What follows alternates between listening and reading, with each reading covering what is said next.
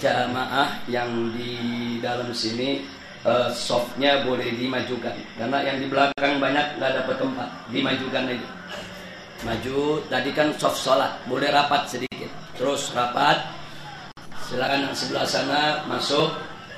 Nah, supaya yang belakang silakan.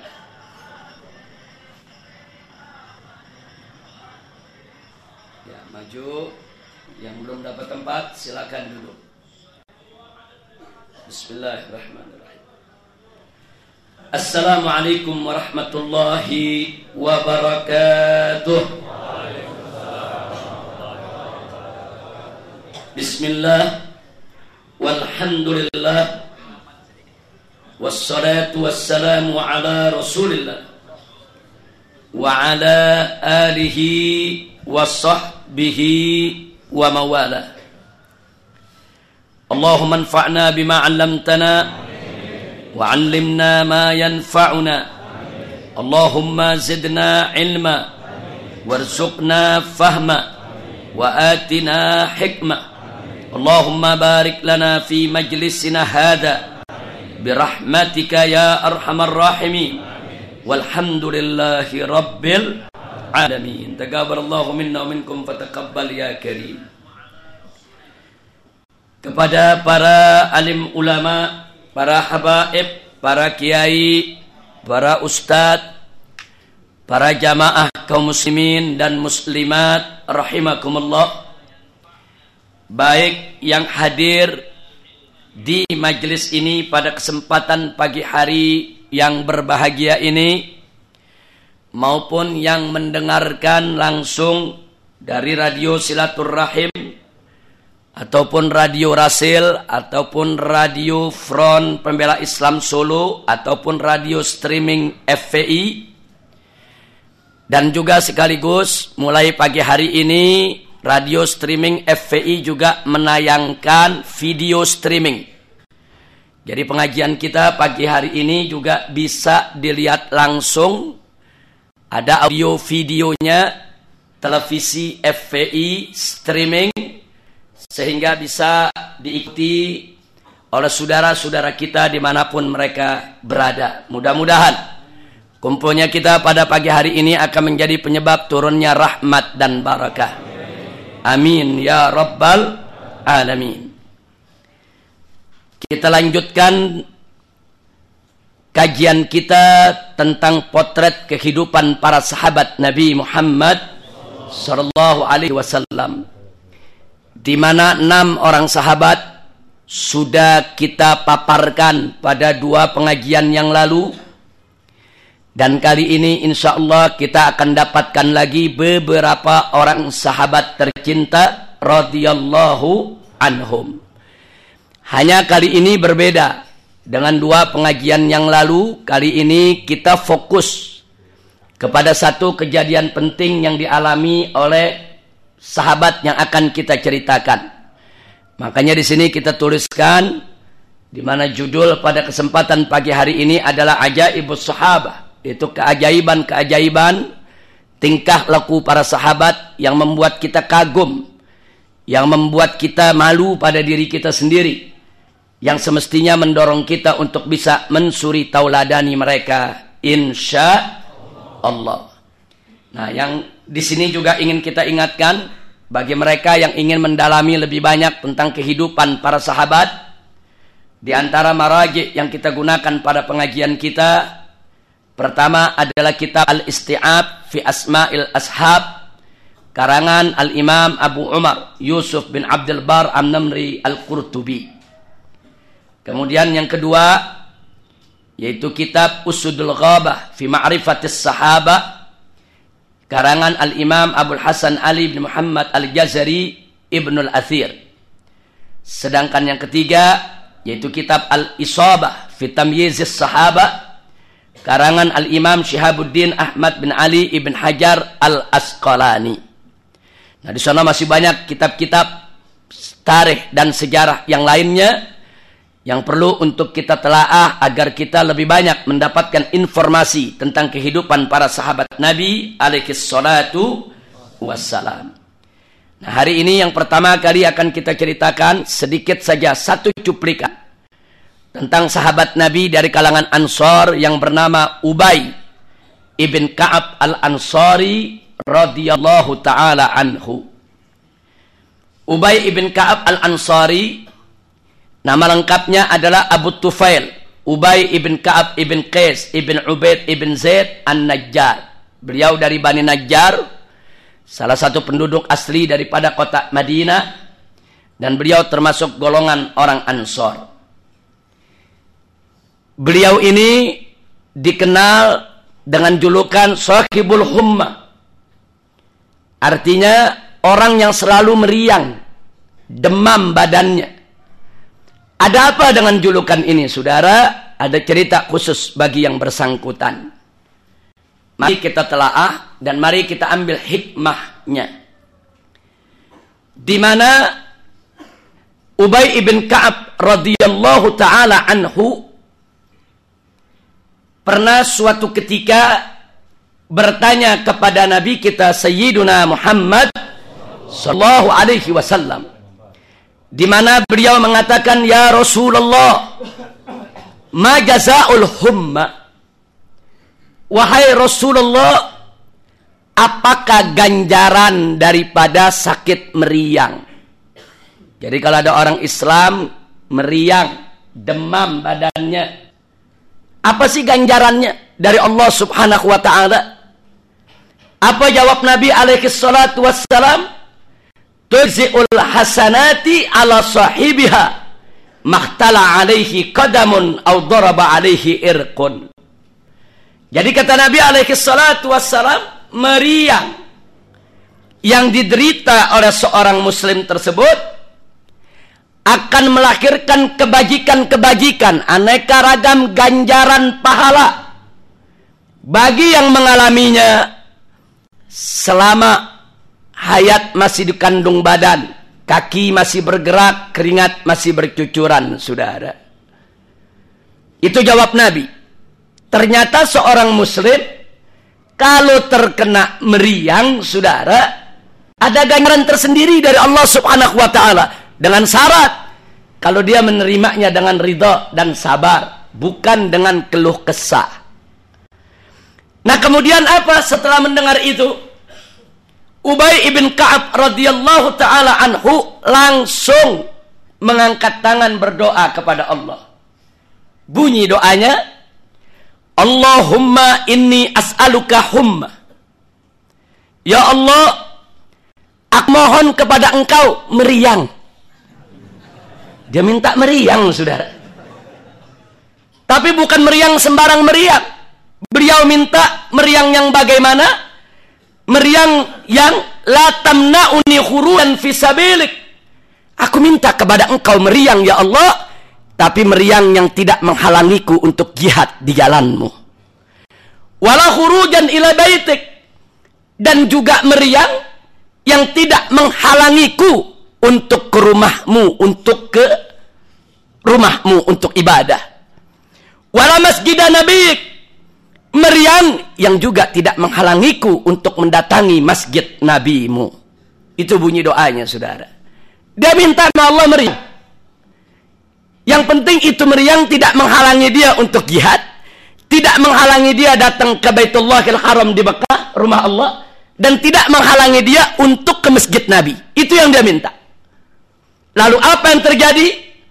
Diriwayatkan, saudara, falam yumsi Ubayyun qat illa wa bihi humma.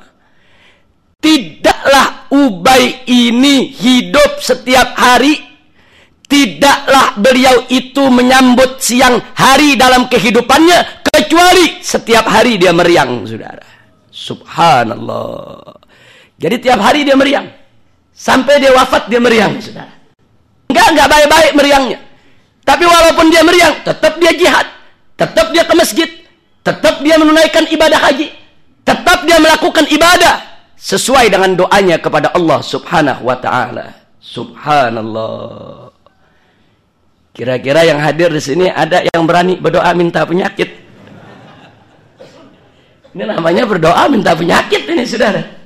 Subhanallah. Ini satu cuplikan saja sengaja ingin saya sampaikan Lihat saudara, kenapa Ubay meminta penyakit tersebut? Bukan karena faktor penyakitnya, tapi karena ganjaran yang dijanjikan oleh Allah dan Rasulnya. Seorang muslim tidak akan pernah kenyang daripada kebaikan, tidak akan pernah kenyang merasa untuk mendapatkan ganjaran dari Allah, hatta yakuna muntahahul jannah, kecuali penghabisannya adalah sorga. Jadi apa saja yang bisa mendatangkan ganjaran, para sahabat Nabi berlomba. Kalau memang ternyata ganjaran itu ada di penyakit, kenapa beliau tidak minta penyakit kepada Allah? Subhanallah. Rasanya dari sini kita udah bisa lihat bagaimana ketinggian daripada iman Ubay ibn Ka'ab, dan bagaimana kesiapannya untuk mendapatkan ujian dari Allah, dan bagaimana pula keinginannya untuk selalu mendapatkan ganjaran yang berlipat ganda dari Allah subhanahu wa ta'ala. Kira-kira ada yang berani doa minta penyakit? Belum ada. Mudah-mudahan kita sehat walafiat. Takutnya nanti doa minta penyakit nggak sabar kayak Ubay, saudara. Ubay minta meriang, Allah berikan, dan beliau sabar. Beliau ridho, memang beliau yang minta. Dan betul-betul meriang yang beliau alami tidak menjadi halangan, dan tidak pernah beliau jadikan alasan untuk meninggalkan kewajiban di jalan Allah subhanahu wa ta'ala. Inilah salah satu potret kehidupan Ubay ibn Ka'ab radhiyallahu ta'ala anhu. Alhamdulillahi rabbil alamin. Nah, sekarang sahabat yang kedua, cuplikan juga ingin saya sampaikan. Kalau barusan Ubay dari kalangan Ansor, kali ini seorang sahabat dari kalangan Muhajirin, yaitu Al-Miqdad ibnul Aswad radhiyallahu ta'ala anhu. Siapa ini Al-Miqdad ibnul Aswad? Nama lengkapnya Al-Miqdad ibn Amr ibn Tha'labah ibn Malik ibnul Qudai Al-Kindi. Beliau termasuk kalangan yang mustad'afin, kalangan yang lemah pada awalnya, sehingga beliau pada awal-awal hijrah para sahabat tidak mendapatkan kesempatan untuk hijrah. Karena memang beliau pada saat hidup di kota Makkah dikekang betul oleh majikannya, diintimidasi, digagah betul, sehingga sulit untuk hijrah meninggalkan kota Makkah. Walaupun pada akhirnya beliau dapatkan kesempatan tersebut. Al-Miqdad ibnul Aswad, inilah yang disebut oleh Nabi sebagai ahadu nujaba'in Nabi sallallahu alaihi wasallam. Salah seorang pendamping Nabi yang cerdas, yang pinter, yang dipercaya. Jadi kalau kita buka kitab Al-Isti'ab, di sini disebutkan oleh Nabi alaihi salatu wassalam, di mana beliau mengatakan, innahu lam yakun nabiyyun illa u'tiya sab'atu nujaba wa wuzara wa rufaqa. Kata Nabi, tidaklah seorang nabi itu kecuali diberikan oleh Allah 7 orang pendamping. 7 orang pendamping yang cerdas dan bisa dipercaya sebagai wuzara'nya, sebagai menterinya. Kemudian Nabi mengatakan, wa inni u'titu arba'ata asyar. Tapi khusus untuk aku, Allah berikan 14 pendamping yang cerdas, yang dipercaya, yang begitu bagus. Setiap Nabi dapat cuma 7. Tapi Nabi kita dapat 14. Siapa saja? Nabi menyebutkan Hamzah, wa Ja'far, wa Abu Bakar, wa Umar, wa Ali, wal Hasan, wal Husain, wa Abdullah ibn Mas'ud, wa Salman, wa Ammar, wa Hudzaifah, wa Abu Dzar, wal Miqdad, wa Bilal. Ternyata Al-Miqdad masuk salah satu dari 14 yang disebut oleh Nabi kita Sayyiduna Muhammad sallallahu alaihi wasallam. Nah, cuplikan apa yang ingin kita sampaikan pada pagi hari ini berkenaan dengan Miqdad? Mari kita lihat, saudara, satu cuplikan saja, yaitu tentang mauqiful Miqdad min jihadin Nabi sallallahu alaihi wasallam, tentang bagaimana sikap dan respon Al-Miqdad terhadap ajakan jihad Nabi kita Muhammad sallallahu alaihi wasallam. Kali ini yang bercerita tokoh kita yang kita ceritakan pada minggu lalu, yaitu Sayyiduna Abdullah ibn Mas'ud radhiyallahu taala anhu. Abdullah ibn Mas'ud bercerita, apa kata beliau? Laqad sahidtu minal Miqdad ibn al-Aswad mashhadan li an akuna sahibahu habbu ilayya mimma udila bih. Jadi kata Abdullah ibn Mas'ud, aku telah menyaksikan satu kejadian yang dialami oleh Al-Miqdad ibn al-Aswad. Andai kata aku yang melakukannya, niscaya aku lebih suka dibandingkan daripada amal-amal sepertinya yang lainnya, saudara. Kalau ada amal-amal lain yang seimbang dengan itu, aku lebih suka kalau aku bisa melakukan apa yang dilakukan oleh Al-Miqdad ketika itu. Apa yang terjadi? Mari kita lihat. Di sini dikatakan, saudara, oleh Abdullah ibn Mas'ud, atan Nabiyya sallallahu alaihi wasallam wa huwa yad'u 'alal musyrikin. Suatu hari Miqdad radhiyallahu taala anhu datang ke majelisnya Nabi. Saat itu Nabi sedang bercerita kepada para sahabat tentang orang-orang kafir, tentang orang-orang musyrik. Bagaimana mengatasi intimidasi mereka, bagaimana mengatasi ancaman mereka, bagaimana mengatasi yaitu daripada semua segala halangan-halangan yang diciptakan oleh mereka. Tapi ketika itu Nabi tidak terus terang kepada para sahabat, ayo jihad, ayo angkat senjata. Tidak, menggunakan bahasa-bahasa sindiran, saudara. Nabi menerangkan, ini orang-orang musyrik berbahaya, ini orang-orang musyrik merupakan ancaman, ini orang-orang musyrik setiap saat bisa menghancurkan kita, dan seterusnya. Saudara, ketika itu terjadi, Miqdad berdiri di tengah-tengah majelis, saudara. Beliau mengatakan, ya Rasulullah, sepertinya kami merasakan sesuatu dari kalimat-kalimat yang engkau ungkapkan. Jadi Miqdad menyampaikan kepada Nabi kalau beliau paham sebetulnya pesan apa yang diinginkan oleh Nabi. Nabi pengen sahabat ini jihad. Cuman menyampaikannya nggak langsung secara frontal. Menyampaikannya dengan bahasa-bahasa yang halus, bahasa-bahasa sindiran. Akhirnya Miqdad mengatakan di hadapan Nabi dan para sahabat, wallahi ya Rasulullah, demi Allah wahai Rasulullah, la naqulu laka kama qalat Banu Israil li Musa. Kami para sahabatmu tidak akan mengatakan kepada engkau sebagaimana yang pernah dikatakan oleh Bani Israel kepada Nabi Musa. Tatkala orang-orang Bani Israel mengatakan kepada Nabi Musa, tatkala Nabi Musa mengajak mereka untuk berjihad di jalan Allah, apa jawab Bani Israel? Idhab anta wa rabbuka faqatila inna hahuna qaidun. Hei Musa, engkau saja dengan Tuhanmu yang berperang. Kami nunggu di sini, kami duduk. Ntar kalau udah menang baru kami ikut. Itu jawaban Bani Israel, diceritakan dalam Al-Quran, saudara. Betapa Bani Israel, umatnya Nabi Musa alaihissalam, tatkala diajak berjihad oleh Nabi Musa, jawabannya, idhab anta wa rabbuka faqatila. Hei Musa, kau saja dengan Tuhanmu yang berperang. Inna hahuna qaidun, biarkan kami duduk di sini. Biarkan kami nunggu di sini. Jadi mereka hanya ingin menunggu hasil daripada perjuangan Musa, saudara. Jadi Miqdad mengatakan, demi Allah ya Rasulullah, kami sahabatmu tidak akan mengatakan apa yang dikatakan Bani Israel kepada Musa. Tatkala diajak berjihad, di mana mereka katakan, pergi engkau dengan Tuhanmu saja untuk berjihad.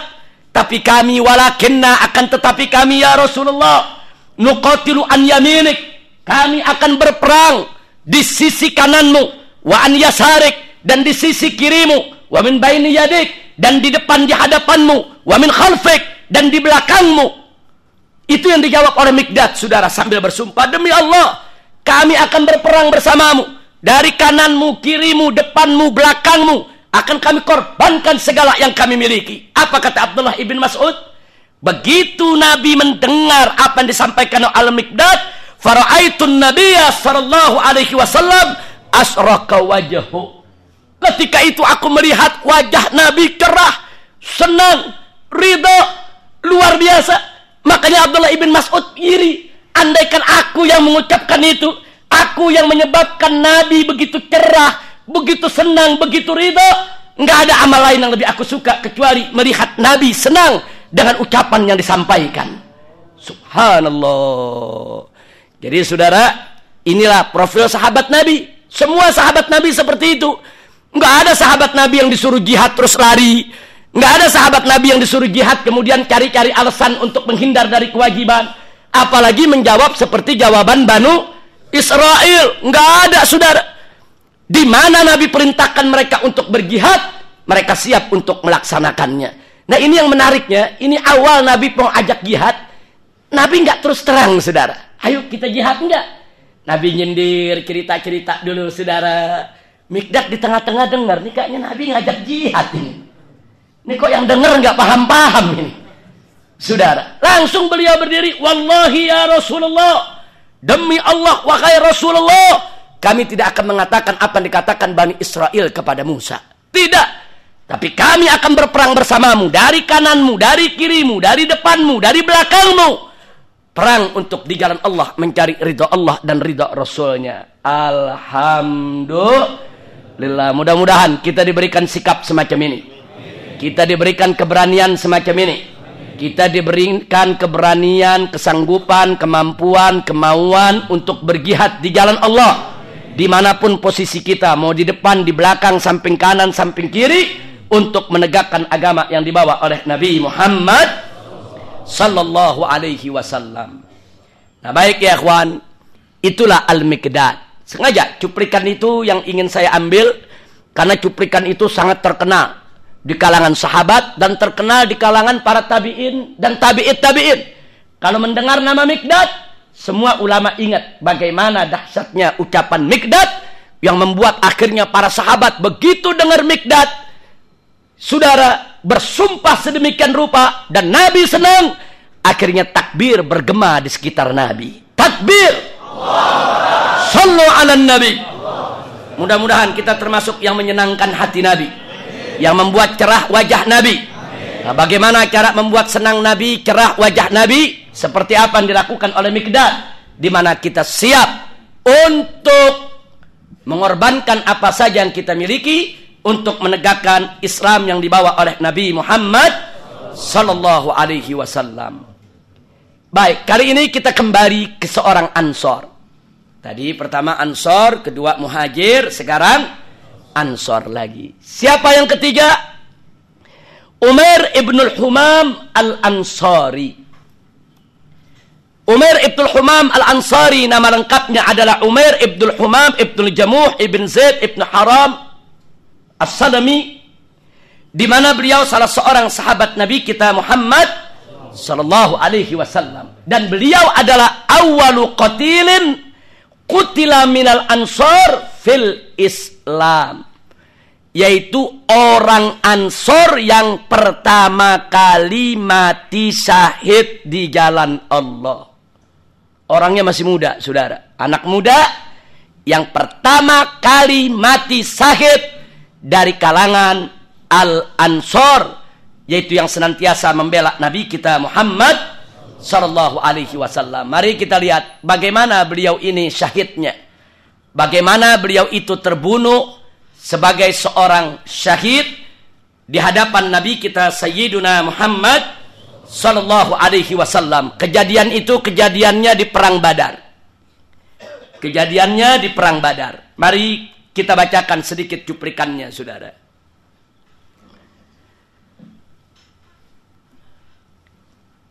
Di mana diceritakan tentang istishhad Umair ibnul Humam radhiyallahu taala anhu fi Badar.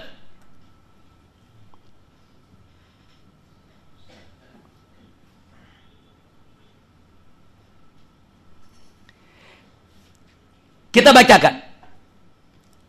Lamadanal musyrikuna yauma badrin. Tatkala orang-orang musyrik sudah dekat dengan kaum muslimin berhadap-hadapan di medan Badar, qala an-nabiy sallallahu alaihi wasallam, maka Nabi sallallahu alaihi wasallam bersabda kepada para sahabatnya yang sudah siap tempur, saudara, Kata Nabi, "Qumu ila jannatin arduhas samawati wal ard." Hei para sahabatku, bangkitlah kamu semua. Bangun, tegak, berdiri. Untuk masuk ke dalam surga yang hamparannya seluas langit dan bumi. Yaqulu Umar. Di barisan tersebut ada Umar ibnul Humam, saudara. Maka Umar bertanya kepada Nabi, "Ya Rasulullah, jannatun arduhas samawati wal ard." Ya Rasulullah, surga yang hamparannya seluas langit dan bumi. Terus Nabi mengatakan, "Na'am, ya, surga yang hamparannya seluas langit dan bumi. Sangat luas." Kemudian apa? Saudara, dijawab oleh Umar radhiyallahu taala anhu, "Bakhin ya Rasulullah." Jadi kalau orang kita bilang nih, bagus ya Rasulullah. Kemudian Nabi bertanya lagi, "Ma yahmiluka ala qaulika bakhin?" Hei anak muda, apa yang membuat kamu mengatakan bakhin? Apa sebetulnya yang membuat engkau mengatakan bagus? Apa dijawab oleh Umar? "La wallahi ya Rasulullah." Tidak ada apa-apa ya Rasulullah. Demi Allah, wahai Rasulullah, tidak ada apa-apa. Illa raja'a an akuna min ahliha. Kecuali aku hanya berharap semoga aku termasuk penghuninya. Nabi langsung jawab saat itu, saudara. Apa kata Nabi? "Fa innaka min ahliha." Engkau ya Umar termasuk daripada penghuni surga. Subhanallah. Kalau udah Nabi yang kasih tahu begitu, saudara, itu berita. Udah nggak ada bohongnya. Kalau Nabi yang udah kasih tahu begitu, saudara, Umar ini pasti akan menjadi ahli surga. Karena Allah nyatakan dalam Al-Quran, "Wa ma yantiqu anil hawa in huwa illa wahyu yuha." Dari mana Nabi tahu Umar akan masuk surga? Karena beliau seorang Nabi, mendapat wahyu dari Allah. Allah yang mengetahui segala kegaiban, dan Allah yang memberikan tahu Nabi kita Muhammad sallallahu alaihi wasallam. Nah, setelah Nabi mengatakan begitu, senang hati Umar, saudara. Senang hatinya. Dia liatin tuh orang-orang kafir, saudara. Dia ada di barisan kaum muslimin. Dia ambil satu bungkus, satu kantong kecil, di dalamnya ada beberapa biji korma, saudara. Fa akhraja Umar tamaratin min kirbatin. Umar ambil beberapa butir korma, dia makan, saudara. Dia makan sambil nunggu komando, sambil lihat musuh, saudara, di depan. Nah, kemudian apa dikatakan? Begitu dia sedang makan, faja'ala ya'kulu min hunna, sementara dia baru makan itu korma. Summa qala, kemudian Umar berkata, "La in ana huyitu hatta akula thamarati hadhihi innaha la hayatun tawila." Ini tangannya masih makan korma nih. Nabi udah janjiin masuk surga. Kalau ana makan korma dulu nih, semua sampai habis, kelamaan masuk surga. Dia bilang, "La hayatun tawila." Ini satu hidup yang terlalu panjang. Surga udah di depan, Nabi udah janjiin masuk surga. Makan korma dulu, kelamaan, kepanjangan nih hidup. Lalu apa yang terjadi? Dia buang itu korma, dia hentakkan dia punya kuda, dia terjang sendirian, saudara. Dia nggak menunggu lama-lama masuk surga. Dia terjang sendirian ke tengah-tengah musuh. Belum sampai di musuh, saudara, puluhan anak panah menyambut dia. Dia tidak peduli. Nabi terkejut. Sahabat semua yang ada terkejut. Kata Nabi, "Siapa itu yang menerjang sendirian?" Akhirnya sahabat menjawab, "Innahu Umar ya Rasulullah." Dia adalah Umar ya Rasulullah yang barusan bertanya kepada engkau. Akhirnya Nabi menjawab, "Laqad wajabat." Dia sudah dapat apa yang dia mau. Masya Allah. Coba lihat, saudara. Makan korma kelamaan mau masuk surga, saudara. Nabi udah janjiin, engkau masuk surga. Terus mau makan korma dulu, mau ngapain? Kalau Nabi udah janjiin masuk surga, terjang lagi udah pintu surga di depan. Subhanallah walhamdulillah wa la ilaha illallah wallahu akbar. Inilah keberanian pemuda di zaman Nabi, saudara. Inilah makanya sering kita katakan para sahabat Nabi dulu di zaman Nabi bukan berani mati, berebut mati. Bukan berani mati, saudara. Mereka berebut mati, berebut masuk surga, berebut mendapatkan ridha Allah dan Rasulnya. Saking berebutnya mereka nggak mau tunda-tunda. apalagi telah mendapatkan janji dari Allah dan Rasulnya untuk masuk surganya Allah, mereka lepaskan semua kesenangan duniawiyah. Mereka tidak peduli dengan kesenangan duniawiyah. Yang penting mereka mendapatkan ridha Allah untuk masuk ke dalam surganya. Mudah-mudahan kita termasuk orang yang macam ini. Amin ya rabbal alamin. Nah, masih ada beberapa sahabat yang akan kita ceritakan. Kita baca dulu 2 pasal, saudara. مولاي صل وسلم دائما أبدا على حبيبك خير الخلق كلهم مولاي صل وسلم دائما أبدا على حبيبك خير الخلق كلهم جاءت لدعوتي الأشجار ساجدة تمشي إليه على ساق بلا قدم كأنما سطرا لما كتبت فروعها من بديع خطه باللقم مثل الغمامة أنا سارت سائرة تقي حر قيس للهدي أقسمت بالقمر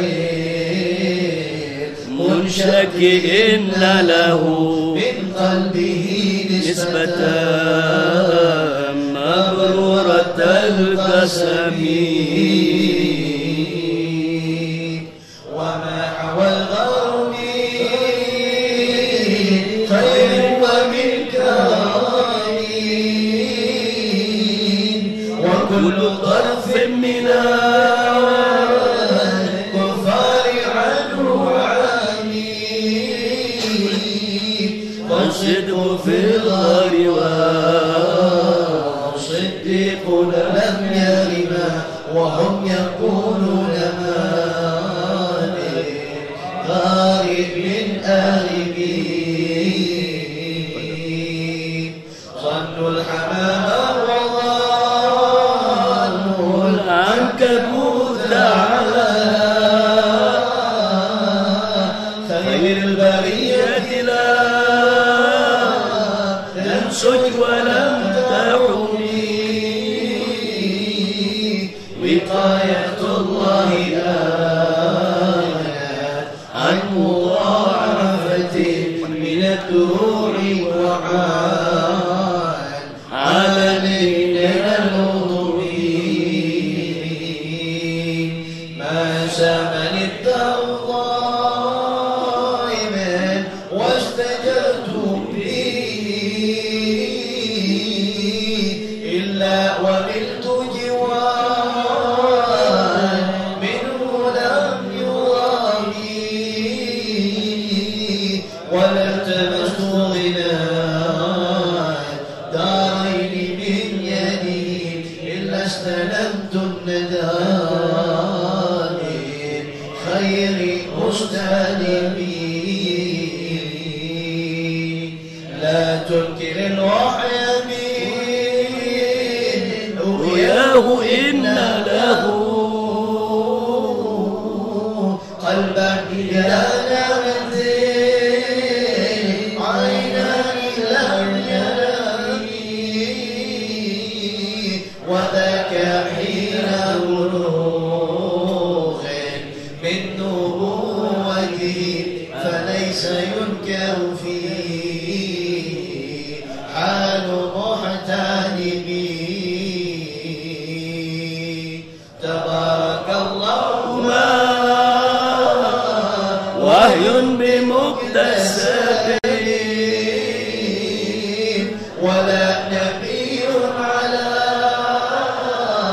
غيب بمتهم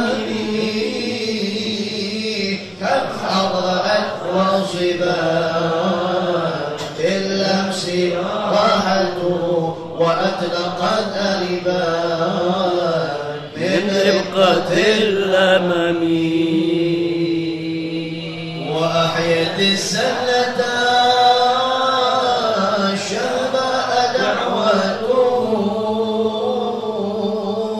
حتى حكت غرة في الأعصر الطولي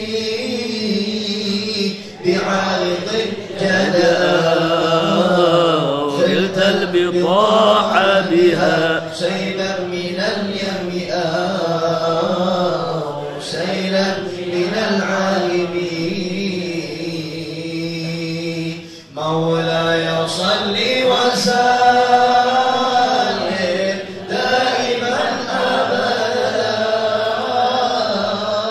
على حبيبك خير الخلق كلهم مولاي صل وسلم دائما أبدا على حبيبك خير الخلق كلهم مولاي صل وسلم دائما أبدا على حبيبك خير الخلق كلهم دعني ووصيك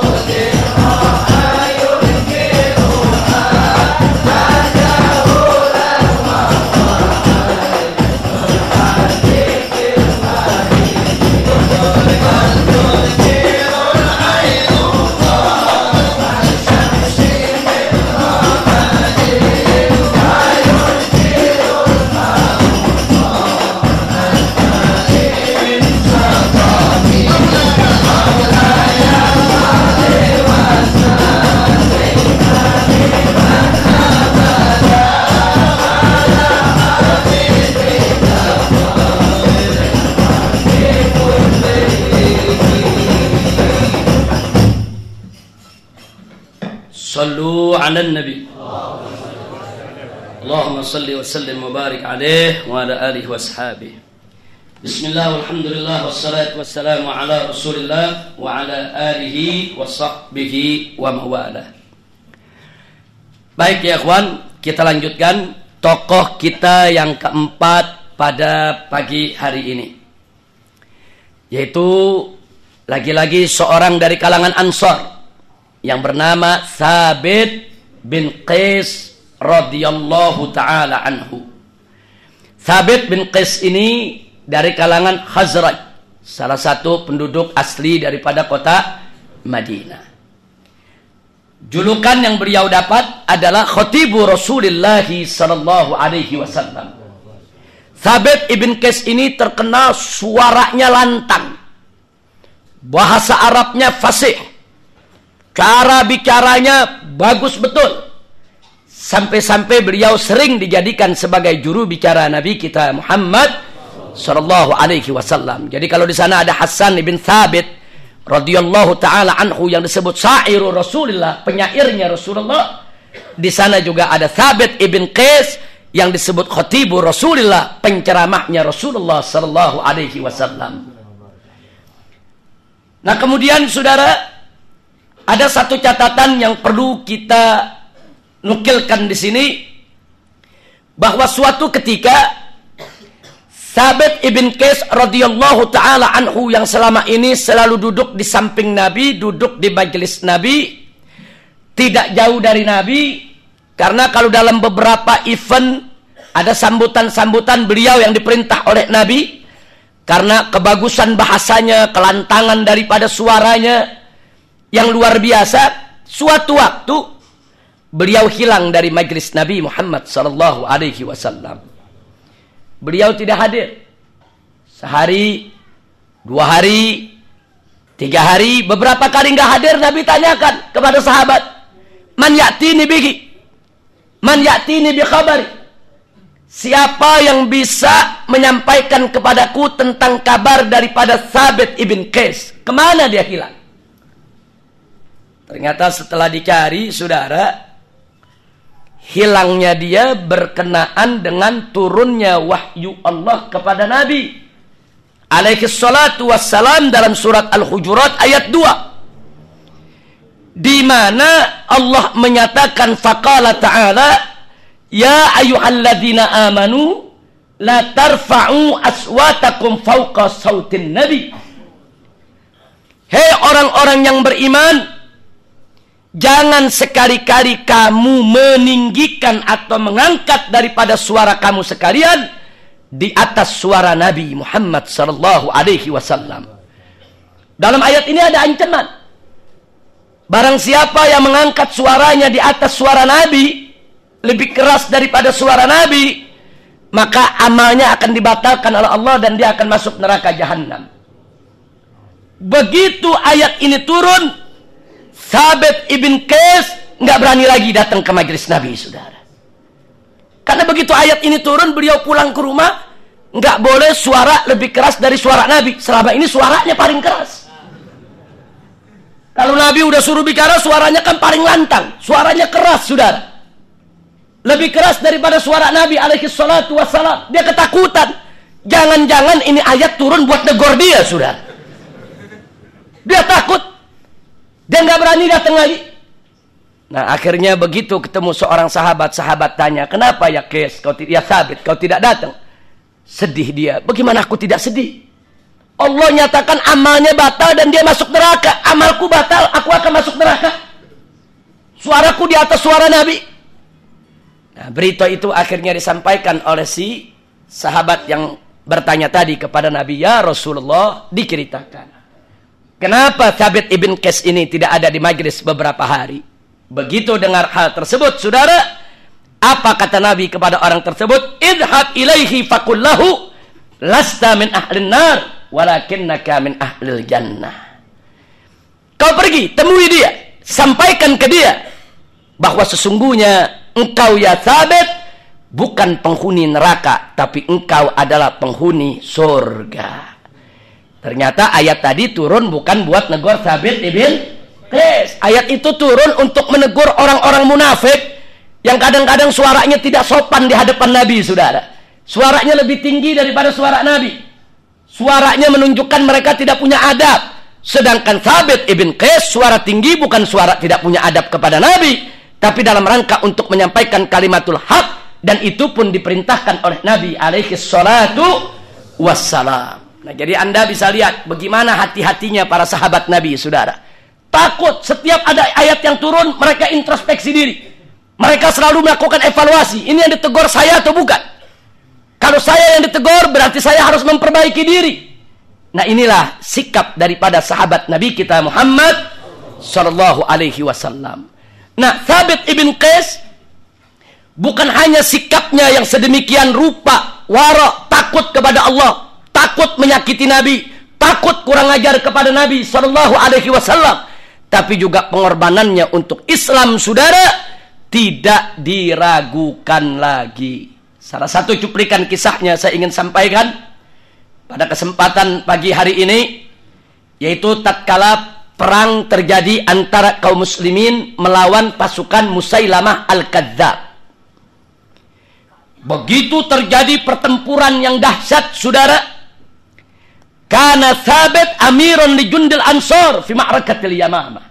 Ketika itu Thabit ibn Qais diangkat oleh Khalid bin Walid sebagai komandan pasukan Ansor, saudara. Jadi Ansor ada komandannya, Muhajirin juga ada komandannya. Beliau menjadi komandan pasukan Ansor. Falamma stadatil harb, begitu perang berkecamuk hebat, wara'a min tada'du'il muslimin, dan ketika itu, saudara, Thabit melihat bagaimana pasukan kaum muslimin mulai porak-poranda, bagaimana yang mulai melangkah mundur, bagaimana yang mulai ada dalam ketakutan, saudara. Lalu apa beliau katakan? Faqala, beliau langsung berdiri mengatakan, ya ma'syarul muslimin, ma hakadza kunna nuqatilu ma'a Rasulillah. Hei kaum muslimin, bukan begini dulu cara kita berperang bersama Rasulullah. Bukan begini. Enggak boleh kita mundur. Enggak boleh kita tinggalkan medan juang ini. Tidak boleh kita takut. Jangan dibuat porak-poranda oleh musuh. Bukan begini cara perang kita, yaitu menghadapi musuh-musuh ini. Lalu apa yang dilakukan oleh Thabit ibn Qais, saudara? Begitu berhadapan dengan musuh, siap tempur lagi untuk membangkitkan semangat pasukannya. Fatahannat Thabit. Thabit ambil bidara, daun bidara, dan beberapa wewangian lain, dipakein badannya. Jadi badannya wangi seperti jenazah baru dimandiin, saudara. Kita kalau habis mandiin jenazah kan kita pakein bidara, kita pakein wewangian, saudara. Tahannat. Dia pakein dedaunan, dia punya badan supaya baunya bau orang yang habis dimandiin, saudara. Habis dimandiin ketika meninggal dunia. Enggak sampai di situ. Watakafan, dia pakai kafan. Udah dia berikan daun bidara, dia pakai kafan. Enggak sampai di situ. Di tempat dia berpijak, wa hafara li nafsihi khufratan fil ard. Dia gali lubang, saudara, setinggi daripada lututnya. Begitu dia gali lubang, saudara, fayanzilu fiha, dia masuk ke dalam lubang tersebut, ila nisfi saqaihi, itu dia masukkan sampai batas daripada betisnya tadi. Untuk apa? Wa yabqa thabitan fi mauqifih. Jadi dia masuk ke dalam lubang, dia tanam dia punya kaki, saudara, di dalam lubang supaya dia nggak bisa lari. Jadi kalau musuh datang, apapun yang terjadi, dia punya kaki sudah ditanam dalam tanah. Dia tidak mau lari, itu ditunjukkan di depan daripada semua pasukannya. Setelah itu dia diri tegak, begitu musuh yang jumlahnya hampir 40.000, pasukan Musailamah Al-Kadzdzab, menyerbu, dia tidak bergeming, dia tidak bergerak, dia biarkan dirinya apapun yang terjadi, dan akhirnya beliau mati syahid di lubang tersebut, saudara. Subhanallah. Jadi Anda bisa lihat bagaimana orang model Thabit ibn Qais, supaya dirinya nggak lari, saudara, kakinya dia tanam dalam tanah supaya nggak lari. Kalau udah ditanam kan nggak bisa lari, saudara. Apapun yang datang, musuh menyerang, dia harus hadapi walaupun dia harus mati. Dan ternyata apa yang dilakukan ini mampu membangkitkan semangat orang-orang Ansor, dan orang-orang Ansor akhirnya tergerak. Mereka memukul mundur daripada pasukan Musailamah sampai pasukan Musailamah Al-Kadzdzab masuk ke dalam bentengnya dan menutup pintu benteng karena tidak mampu menghadapi kegagahan dan keberanian daripada orang-orang kaum muslimin, baik dari muhajirin dan ansor. Alhamdulillah. Nah, kemarin kita sudah cerita bagaimana pintu itu terbuka, yaitu oleh Al-Barra ibn Malik radhiyallahu taala anhu. Nah, ketika itu